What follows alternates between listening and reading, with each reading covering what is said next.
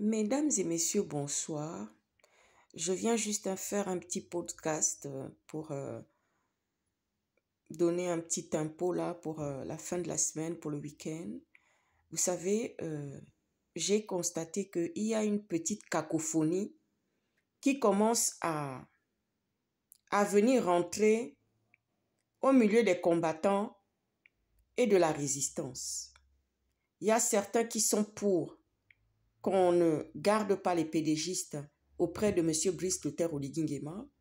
Et il y a certains qui aimeraient quand même qu'on puisse leur laisser la possibilité, mais il ne manque pas de renouvellement de la classe politique au Gabon. Croyez-moi, il y a du beau monde. Il y a toute cette jeunesse qui est à l'étranger, qui n'a pas pu rentrer, qui observe les choses de très loin.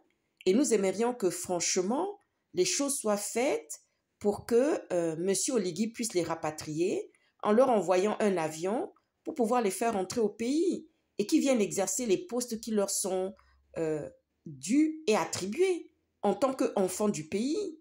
Alors quand je vois que dans l'opposition, il commence à avoir une cacophonie, croyez-moi qu'il va falloir resserrer un peu les rangs, il va falloir un peu comment dire ça, se regrouper pour pouvoir permettre à ce que ce dont pourquoi nous nous battons au quotidien, parce que nous avons la problématique des 10 lépreux, qui est un problème au Gabon, qui est le manque de reconnaissance.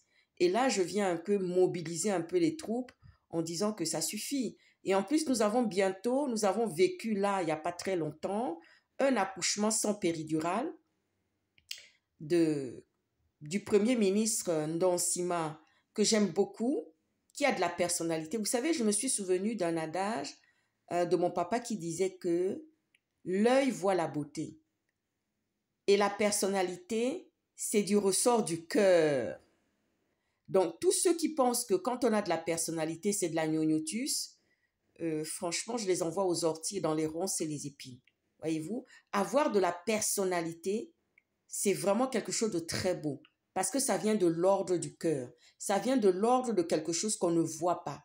Et ma grand-mère me disait comme ça, n'est pas la beauté de la noix de palme, est plutôt la beauté des deux aspects, c'est-à-dire du fruit qu'on peut manger et de la noix avec laquelle on peut faire des huiles essentielles. Voyez-vous? Alors j'envoie ce petit message-là à tous ceux qui veulent amener le pays dans la cacophonie, dans le désordre, à se disperser alors qu'on doit marcher en ordre de bataille, quand nous devons rester en ordre de bataille, pardon, et pouvoir un peu avancer dans cela.